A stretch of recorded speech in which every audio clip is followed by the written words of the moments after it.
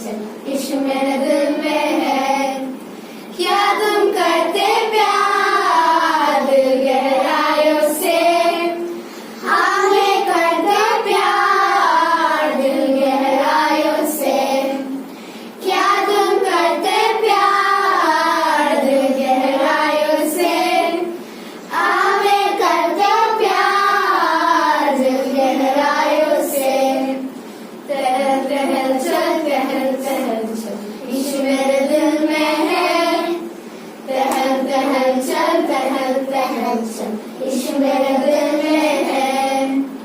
टहल टहल चल, टहल टहल चल, यीशु मेरे दिल में है। टहल टहल चल, टहल टहल चल, यीशु मेरे दिल में है। ओ यीशु मेरे दिल में है। ओ यीशु मेरे दिल में है। ओ यीशु मेरे दिल में है। ओ यीशु मेरे दिल में है। స్టోరీ స్టార్ట్ చేయక ముందు చిన్న ప్రేయర్ చేస్తామా? ఓకే.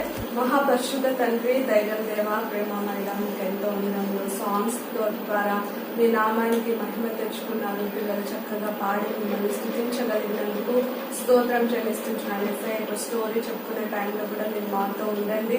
నాయన మీరు తండ్రి ఉన్నారనే భయంతో పిల్లలు కూడా జాగ్రత్తగా కూర్చొని జాగ్రత్తగా వినడానికి సహాయం చేయండి. యేసుక్రీస్తు పరిశుద్ధమైన నామంలో స్థుతించి ప్రార్థించి వేడుకొంటున్నాను తండ్రి. Story name is Crippled. What is the meaning of క్రిప్పిల్డ్? క్రిప్పిల్డ్ అంటే వాళ్ళకి కాళ్ళు ఉండవు, అలాంటి వాళ్ళని క్రిప్పిల్డ్ అంటాము. క్రిప్పిల్డ్ టామ్ అని రాసిందా? ఈ బాబు ఎలా ఉన్నాడు? దీనంగా ఉన్నాడు కదా, చాలా పుడుతుంది కదా ఈ బాబుని చూస్తుంటే కదా. సో ఇలా దీనంగా ఉన్నాడు. ఆ బాబు చూడ్డానికి ఏమో మనిషిగా ఉన్నాడు, కానీ ఆ బాబుకి ఏం లేవంట, కాళ్ళు లేవంట. ఓకేనా? కాళ్ళు లేవు. ఆ బాబు స్టిక్స్ తో నడుస్తాడు అనమాట. ఓకేనా? అయితే వాళ్ళ మమ్మీ డాడీ అప్పుడప్పుడు చర్చ్కి వెళ్ళేవాళ్ళంట.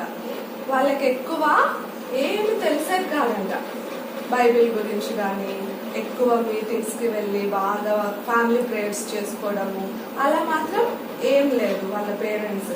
ఓకే, జస్ట్ అప్పుడప్పుడు మా ఫెస్టివల్స్ కి అట్లా వెళ్తారు కదా కొంతమంది క్రిస్టియన్స్, అట్లా వీళ్ళ మమ్మీ డాడీ కూడా ఎప్పుడో ఒకసారి అలా వెళ్ళేసి వచ్చేసేవాళ్ళు అంతే.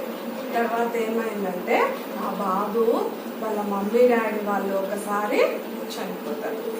ఎలా చనిపోతారో మనకి స్టోరీలో అయితే ఏం రాయలేదు, కానీ ఒక రోజు అయితే వాళ్ళు చనిపోతారంట. ఒక్కరు కాదు, ఇద్దరు, మమ్మీ ఇంకా డాడీ ఇద్దరు చనిపోతారంట. సరేనా? అప్పుడు ఇంకెవరు మిగిలిపోయారు ఇప్పుడు ఈ బాబు దగ్గర? ఎవ్వరు లేరు కదా. అన్నలు, తమ్ముళ్ళు, అక్కలు, చెల్లెళ్ళు ఉన్నారా? లేరు. ఒక్కడే మిగిలిపోయాడంట. ఇంకా అసలే కాళ్ళు లేవు. ఇప్పుడు ఎలా ఇంకా బాబుకి? సరే అని ఒక దూరపు బంధువు అంట, ఆమె ఒక ముస్లిం, ఒక గ్రాని అంట, చాలా ఫార్ రిలేటివ్ అంట ఆమె ఏం చేసింది, నేను ఈ బాబుని తీసుకెళ్లి పెంచుకుంటాను అని చెప్పిందంట. అట్లా పెంచుకుంటా అనింది, కానీ ఆమె మంచిగా చూసుకుంటుంది అనుకుంటున్నారా? అస్సలు చూసుకోదంట. చాలా స్ట్రిక్ట్ గ్రాని అంట, ఎప్పుడు కోపంగా ఉంటదంట. ఎట్లుంది చూడు ఆమె, ఎట్లుంది? చాలా ప్రేమగా ఉంది కదా. ప్రేమగా ఉందా చాలా? ఎట్లుంది మరి? ఆ చేతిలో ఏముంది? స్టిక్ కూడా ఉంది కదా. స్టిక్ కూడా ఉంది కదా. సో ఆ స్టిక్ తో అప్పుడప్పుడు కొట్టేదో ఏమో నాకైతే తెలియదు, కానీ ఆమె ఫేస్ చూస్తుంటే ఎట్లుంది, అప్పుడప్పుడు కొట్టదేమో అనిపిస్తుంది కదా. అట్లా ఆ పిల్లోడిని అయితే చేరదీసింది, కానీ ఆమె ఏమి సరిగా చూసుకోవడానికి ఇష్టపడలే అనమాట. అప్పుడు ఆమె ఎక్కడ పెట్టేసింది తెలుసా ఈ బాబుని? తనతో పాటు మంచిగా ఒక బెడ్రూమ్ ఇచ్చింది అనుకుంటున్నారా? వాళ్ళ అపార్ట్మెంట్ లో ఒక పైన ఒక చిన్న రూమ్ లో అక్కడ ఒక చిన్న బెడ్ ఉంటది. ఇంకా అక్కడికే అన్ని ఏదో ఒకటి పంపించేసేది, అక్కడే ఉండాలి. ఇంకా అసలే కాళ్ళు లేవు, అంత పై నుంచి ఎవరు కిందకి తీసుకొస్తారు? ఎవ్వరు. అప్పుడప్పుడు బయట చూడాలనిపిస్తుంది కదా. మీరు కూడా లాక్డౌన్ లో తర్వాత ఇప్పుడున్న పరిస్థితిలో పేరెంట్స్ తీసుకెళ్తున్నారా మిమ్మల్ని బయటికి? వద్దు వద్దు వద్దు అంటున్నారు కదా. అప్పుడు మీరు ఇంట్లోనే ఉండాల్సి వస్తుంది కదా. అప్పుడు మీకు ఎట్లా ఉంది ఫీలింగ్? బాగుందా? హ్యాపీగా? చాలా సాడ్ ఉందా? ఎందుకని? ఇంట్లోనే ఉండాలంటే ఎవరికైనా కూడా సాడ్. మంచిగా స్కూల్కి వెళ్తా ఉండి, చర్చ్కి వెళ్తా ఉండి, సండే స్కూల్కి వెళ్తా ఉండి, అప్పుడప్పుడు పేరెంట్స్ తో పార్క్స్కి వెళ్తా ఉంటే అప్పుడు మనకి హ్యాపీగా ఉంటుంది కదా. బయటకు వెళ్ళి చల్లగాలి, గాడ్ చేసిన క్రియేషన్ ని అడ్మైర్ చేసుకుంటూ, నేచర్ ని బ్యూటిఫుల్ నేచర్ ని అడ్మైర్ చేసుకుంటూ అలా ఉంటే మీకు ఇష్టం కదా. అవన్నీ లేకుండా ఇప్పుడు మిమ్మల్ని ఏం చేస్తారు ఇంట్లోనే ఉండమంటున్నారు కదా. ఇప్పుడు ఎందుకంటే బాగాలేదు, పరిస్థితి బాగాలేదు, బయటకు వెళ్తే కరోనా వైరస్ వస్తుందని ఇంట్లోనే ఉండమంటున్నారు. అప్పుడు మీకు కూడా సాడ్ ఫేసెస్ అవుతున్నాయి కదా అప్పుడప్పుడన్నా కదా. అందుకనే తీసుకెళ్ళకపోతే ఇంకా సాడ్ అవుతారు. అట్లా ఇప్పుడు ఈ బాబు మాత్రము ఆ పైన టాప్ ఫ్లోర్ లో ఒక చిన్న రూమ్ లో అక్కడే ఉండేవాడంట. అప్పుడు క్రిపిల్డ్ టామ్ కి ఏమనిపించిందంట తెలుసా, ఆ రూమ్ లో ఉన్నప్పుడు, అరే నాకు బైబిల్ అన్నా ఉంటే బాగుండు, నేను రోజు బైబిల్ చదువుకుంటూ ఉండేవాడిని కదా అనిపించిందంట. బైబిల్ కూడా లేదంట వాళ్ళ ఇంట్లో. వాళ్ళ పేరెంట్స్ ఏం చేశారు తెలుసా, బైబిల్ కూడా కొనియలే.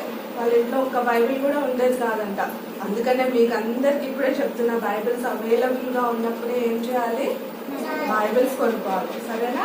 అందరికి ఎవరి బైబిల్ వాళ్ళకి చేతిలో ఉండాలన్నమాట. సో ఇప్పుడు చూడు, క్రిపిల్డ్ టామ్ కి అప్పుడే వాళ్ళ మమ్మీ కొనిచ్చేసింటే ఇప్పుడు చక్కగా ఆ బాబు ఏం చేసేవాడు, బైబిల్ చదువుకునేవాడు. ఎందుకంటే ఆ బాబుకి ఒక చిన్న థాట్ వచ్చిందంట, నాకు బైబిల్ అన్నా ఉంటే బాగుండు, నేను చక్కగా రోజు బైబిల్ చదువుకునేవాడిని కదా అనిపించిందంట.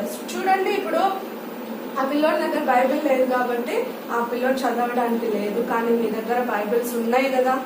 ఉన్నప్పుడు మరి మీరు చదువుతున్నారా రోజు? నిజంగా చదువుతున్నారా? క్రేజీ. సో మనము బైబిల్ని ఎక్కువ రీడ్ చేస్తే దేవుడు మనకి ఎక్కువ నాలెడ్జ్ ఇస్తాడు కదా. సో అట్లా టామ్ కూడా అనిపించింది. కానీ ఆ పిల్లలకి ఎవరు తెచ్చిస్తారు? గ్రాండ్ మంచిదా, ఏమన్నా అడగగానే ఏమన్నా కొనిస్తుందా? ఏం కొనియదు కదా. ఒక రోజు ఇట్లా ఎవరో స్టెప్స్ పైకి ఇట్లా ఎక్కుతున్నట్టు శబ్దం వచ్చిందంట ఆ పిల్లోని దగ్గరికి, టామ్ దగ్గరికి. ఆయన రూమ్ లో ఉన్నాడు కదా ఒంటరిగా, ఎప్పుడు ఎవరు రాలంట ఆయన దగ్గరికి. అట్లాంటిది ఎవరో వస్తున్నట్టు సౌండ్ వచ్చిందంట.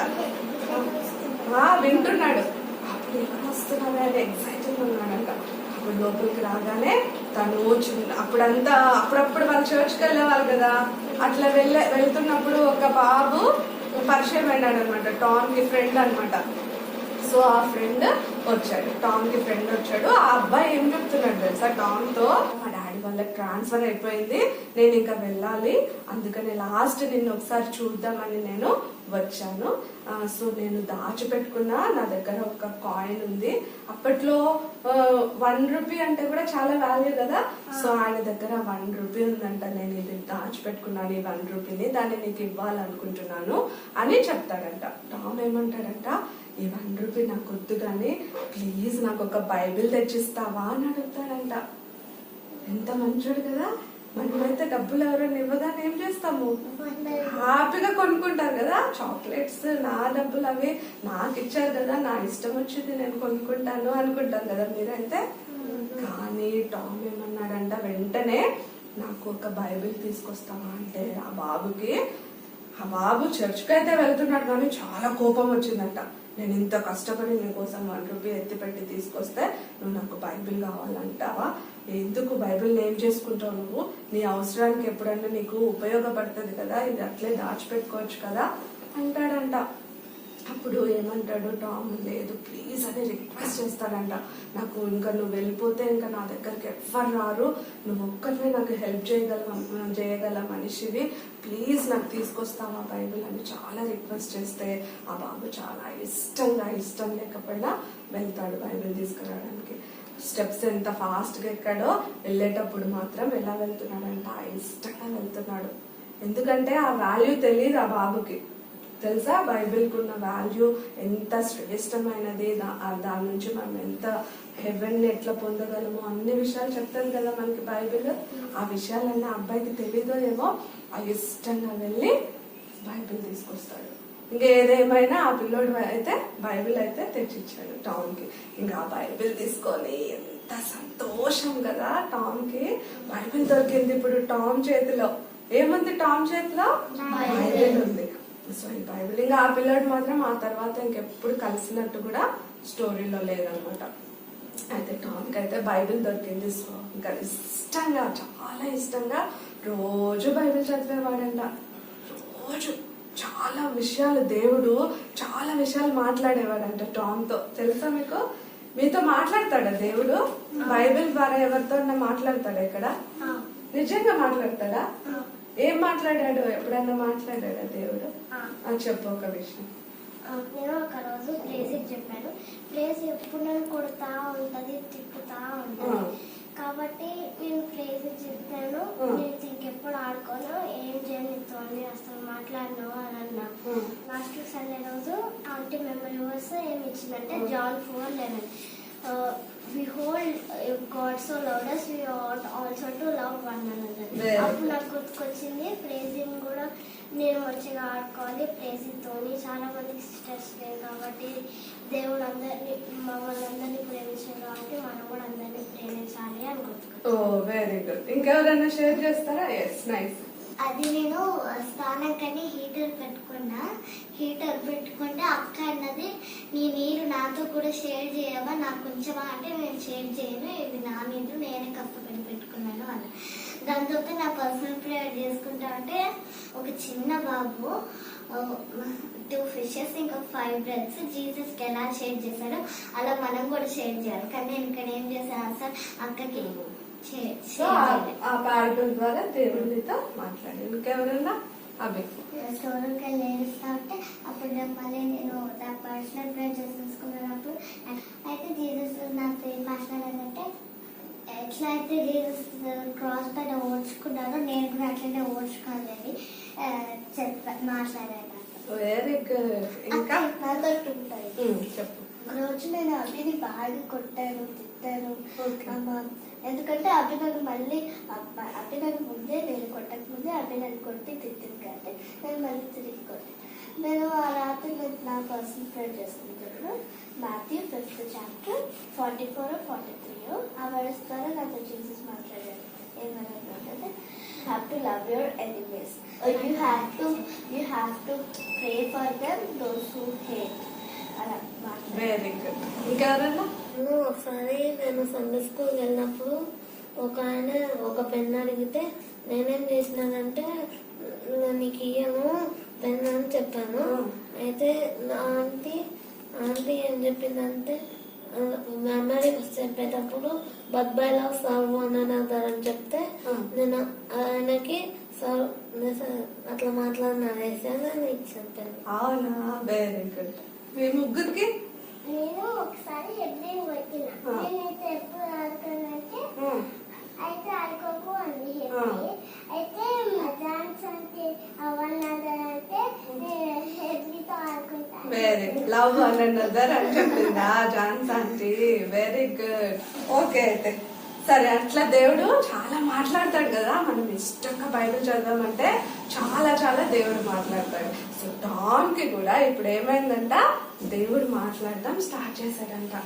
చక్కగా అన్ని వర్సెస్ తో దేవుడు చాలా చాలా మాట్లాడుతున్నాడంట. చాలా వర్సెస్ తో చాలా ఉన్నాయి కదా బైబిల్లో. ఆదరణ వస్తుందంట. ఇప్పుడు ఇంకా కంఫర్ట్ గా ఫీల్ అవుతున్నాడంట. అయితే దేవుడు ఏమని చెప్తున్నాడు, John 3:16 ఏముంది, దేవుడు ఈ లోకమును ఎంతో ప్రేమించాలని కదా. God so loved the world.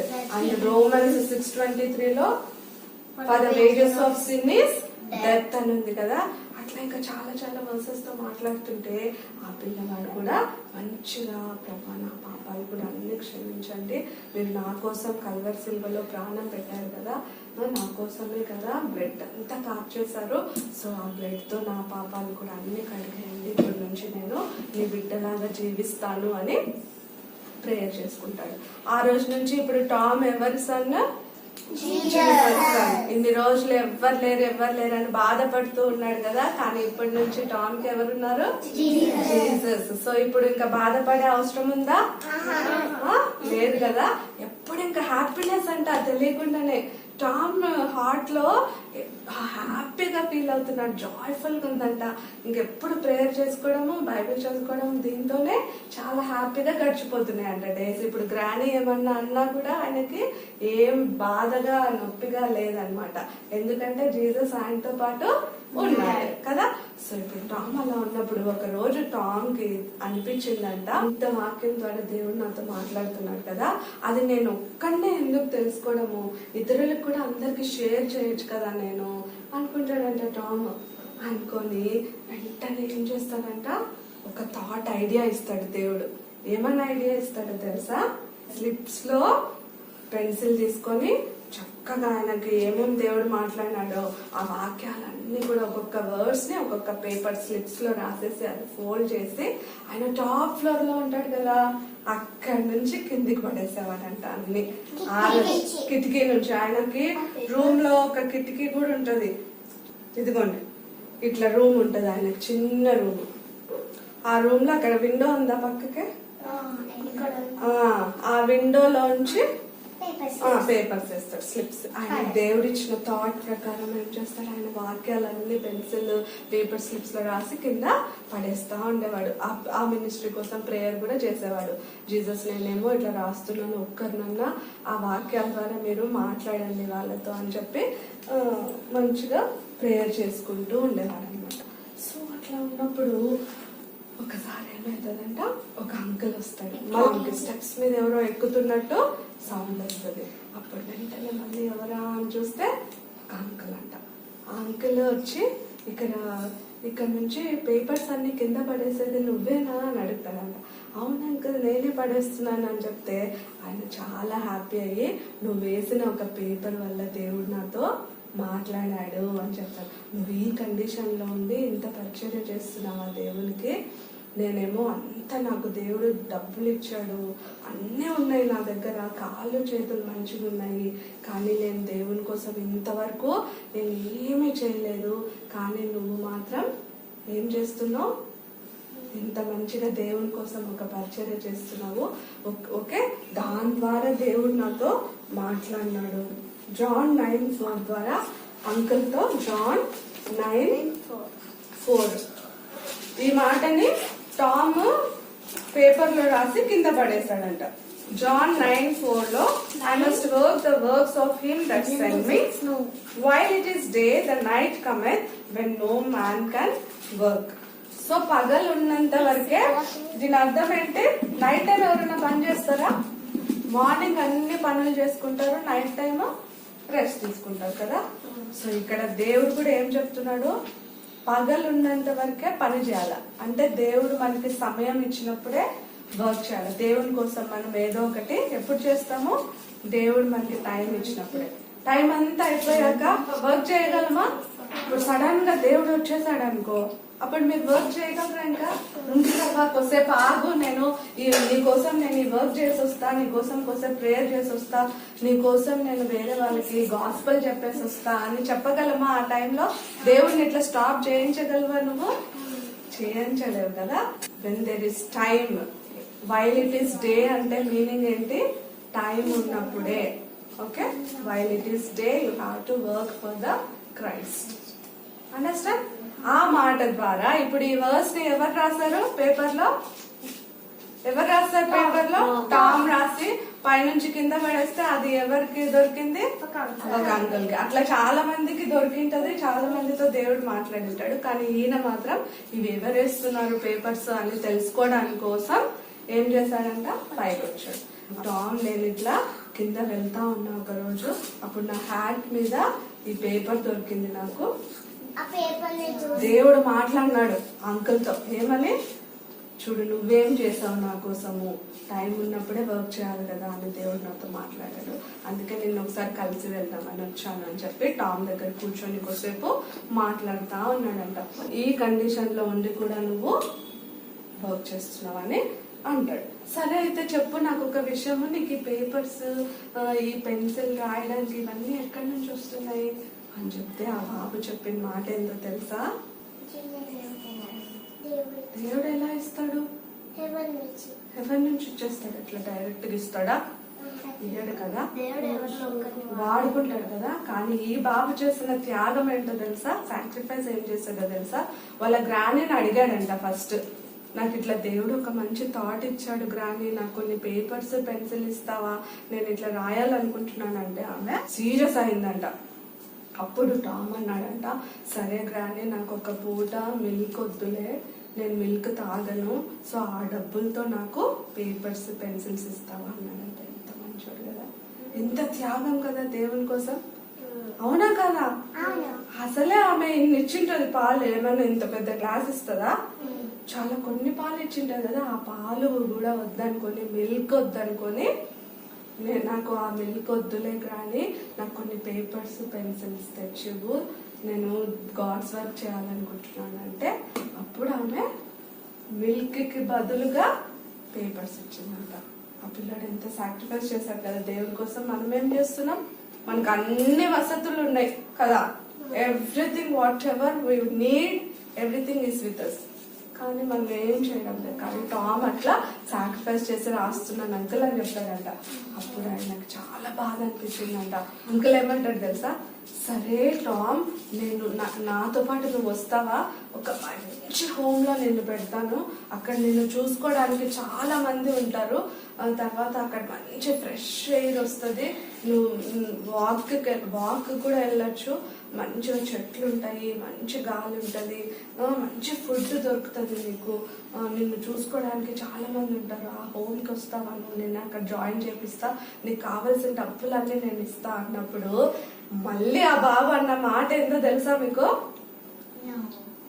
Yes అంటారా నో అంటారా? మీరు ఒక మంచి అంకుల్ వచ్చి మిమ్మల్ని ఏదైనా పార్క్ తీసుకెళ్తా అంటే కూడా ఎస్ అంటారు వెంటనే. అరే ఒక నిమిషం ఆగండి అంకుల్, నేను ప్రేయర్ చేసుకొని చెప్తాను అన్నారు వెంటనే. ఎస్ పదండి పదండి పదండి అంటారు కదా. ఈ టామ్ కూడా వెంటనే ఎస్ చెప్పకుండా మీలాగా ఏం చేశాడంట, వద్దు అంకుల్, చెప్పిన రీజన్ ఏంటో మీకు చెప్తా ఇప్పుడు. టామ్ ఎందుకు వద్దన్నాడో చెప్పాలా మీకు? వింటారా?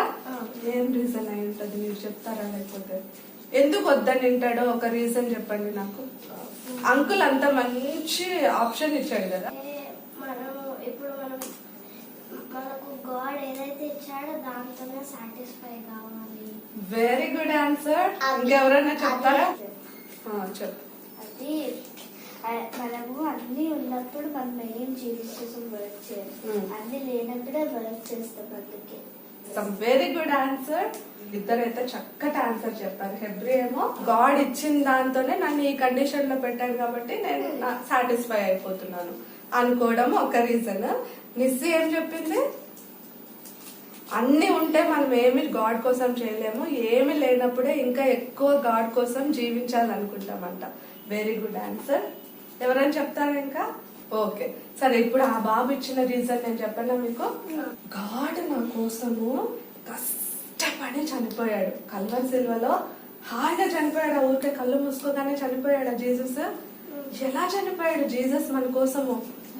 రక్తం కార్చి కష్టపడి మేకులు కొట్టించుకొని, కొరడాతో దెబ్బలు కొట్టించుకొని, కడుపులో ఒక బండకు పోటు పొడిపించుకొని, ఉమ్మి వేశారంట మొహం మీద, అరచేతులతో ఇట్లా గుద్దినారంట, క్రాస్ ని మోసుకుంటూ కొండపైకి వెళ్ళి ఇవన్నీ చేసి అంత కష్టపడి నా కోసం చనిపోయాడు కదా అంకుల్ జీసస్.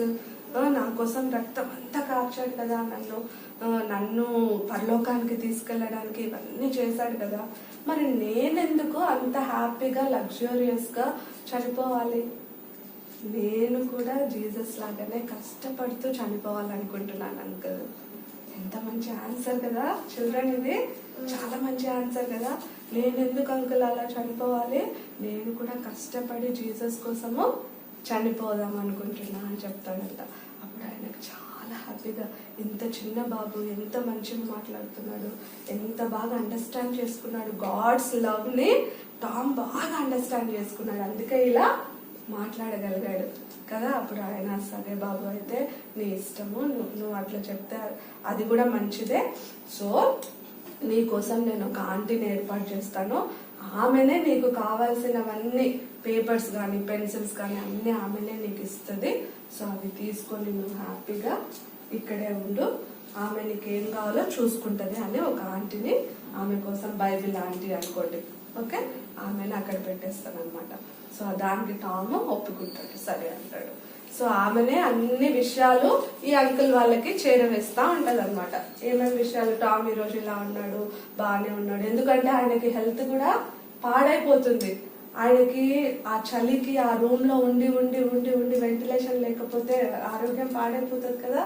సో టామ్ కి కూడా అలా డాక్టర్స్ ఒకసారి ఆయన దగ్గరకు వచ్చి చూసినప్పుడు వాళ్ళ డాక్టర్స్ చెప్పారంట, నువ్వు ఇంక ఇలానే ఉన్నావంటే నువ్వు ఇంకా తొందరలో చనిపోతావు, నువ్వు ఈ చలికి తట్టుకోలేవు అని చెప్తారంట. అప్పుడు టామ్ కూడా అంటాడు అవునా అని ప్రేయర్ చేసుకుంటాడు. సో అంకుల్ కి అదే మాట చెప్పింటాడు అనమాట టామ్.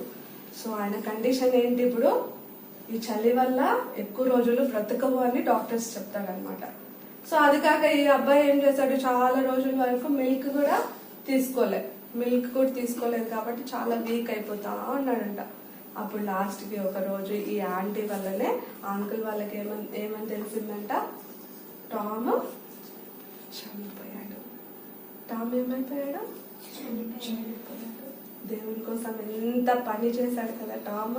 కాళ్ళు లేకపోయినా దేవుని బైబిల్ని ఎంత ప్రేమించాడు కదా, చాలా ప్రేమించాడు కదా బైబిల్ని. ప్రేమించి ఊరికే ఆయన ఒక్కడే చదువుకోవడం కాదు, ఇతరులకు కూడా చెప్పాలి నేను అని చెప్పి ఏం చేశాడు, పని చేశాడు దేవుని కోసం.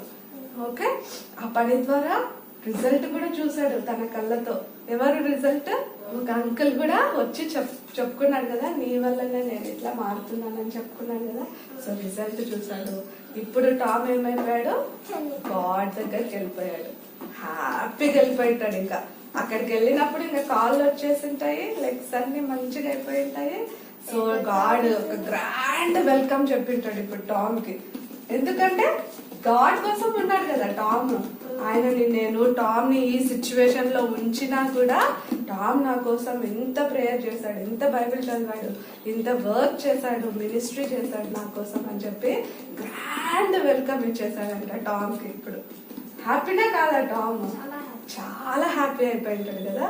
కమ్ టామ్ అని చెప్పి ఆయనకి ఒక క్రౌన్ పెట్టింటాడు. ఆ క్రౌన్ లో ఎన్ని స్టార్స్ ఉన్నాయో, ఎందుకంటే ఆయన ద్వారా ఎంత మంది రక్షణ పొందారో అన్ని స్టార్స్ వస్తాయంట. మనం కూడా ఒక్కరిని రక్షిస్తే 1 స్టార్ ఉంటది, ఇద్దరిని రక్షిస్తే 2 స్టార్స్, అట్లా మనం ఎంత మందిని రక్షిస్తామో అన్ని స్టార్స్ ఉంటాయంట. ఇప్పుడు ఆ లెక్కను చూసుకుంటే టామ్ కి చాలా స్టార్స్ ఉంటాయేమో మనకు తెలియదు కదా. అట్లా గ్రాండ్ వెల్కమ్ చెప్పేసి హ్యాపీగా దేవుని దగ్గరికి వెళ్ళిపోతాడు. సో ఈ స్టోరీ ద్వారా మీకేం అర్థమైంది, ఏమేం చేయాలని అర్థమైంది? మనము గాడ్ కోసం ఎప్పుడైతే టైం ఉంటుందో అప్పుడే వర్క్ చేయాలి. వెరీ గుడ్, టైం ఉన్నప్పుడే మనము వర్క్ చేయాలి. మనం బైబిల్ ఉన్నప్పుడే బైబిల్ చదవాలి. బైబిల్ మనకి దొరికినప్పుడే చాలా ఎక్కువగా బైబిల్ చదవాలి. తర్వాత డేస్ లో మనకి ఎలా ఉంటుందో తెలియదు కదా, బైబిల్ మన చేతిలో ఉంటుందో లేదో ఏం తెలియదు. కాబట్టి మన చేతిలో ఉన్నప్పుడే మనం బైబిల్ ని బాగా చదవాలి. గాడ్ ఇచ్చిన వాటితోనే సాటిస్ఫై కావాలి. మనకేదైనా ఇంకా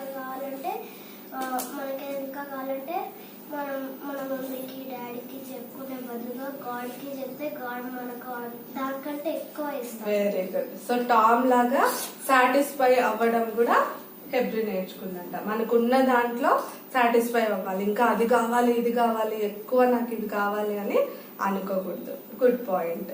టామ్ జీసస్ కోసమే అన్నాడు, అందుకే నేను రేపటి నుంచి జీసస్ కోసమే అన్నాడు. Very good. టామ్ జీసస్ కోసం ఎలా జీవించాడో నైసి కూడా జీసస్ కోసమే జీవిస్తా అని చెప్తుంది.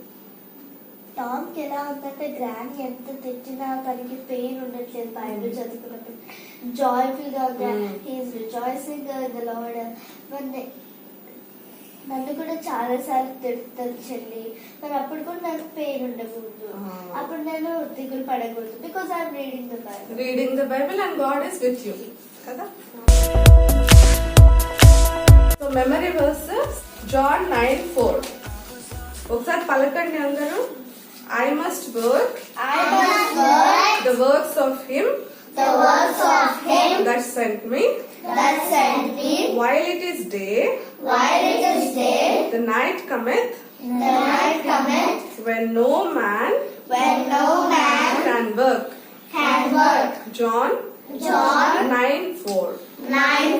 With a broken heart, you bring me up. Bible ఎలా చదవాలి, how to read Bible.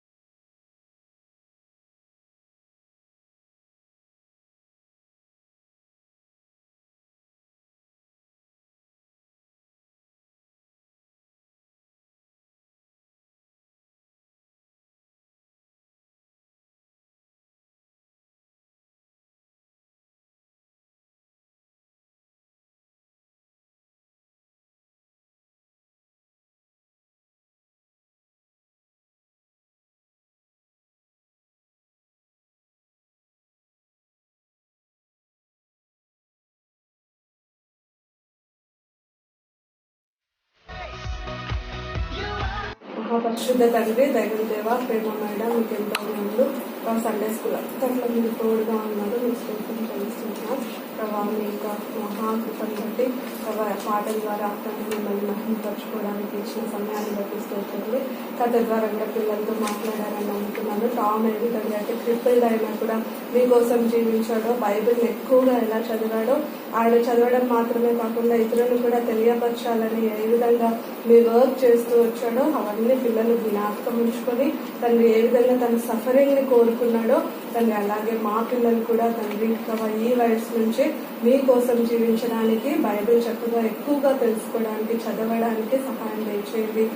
Craft లో కూడా మీరు వాళ్ళు చక్కగా చేయడానికి కృప ఇచ్చినందుకు స్తోత్రములు ప్రభావ. దాంట్లో రాసిన 5 hours ని బైబిల్ చదివిన ప్రతిసారి వాళ్ళు రిమెంబర్ చేసుకోవడానికి ఈ 5 hours ని వాళ్ళు గుర్తు పెట్టుకొని చక్కగా బైబిల్ చదవడానికి సహాయం చేయండి ప్రభా. పిల్లల్ని తన పాండమిక్ టైంలో మీరే కాపాడవలసిందిగా మీరు కొంచెం మా పిల్లలందరినీ మీ చేతులకు అప్పచెప్పుకుంటూ తను ఈ వీక్ అంతట్లో కూడా తోడుగా ఉండండి. మళ్ళీ నెక్స్ట్ సండే స్కూల్ వరకు కూడా పిల్లలకి తోడుగా ఉండండి. తను మంచిగా మీరే తన స్కూల్స్ లేనందువల్ల వాళ్ళు ఏమాత్రం కూడా డిస్టర్బ్ అవ్వకుండా మీరే మంచి నాలెడ్జ్ ఇవ్వవలసిందిగా వేడుకొంచు యేసుక్రీస్తు పరిశుద్ధమైన నామంలో స్తుతించి ప్రార్థించి వేడుకొంచున్నాను తండ్రి.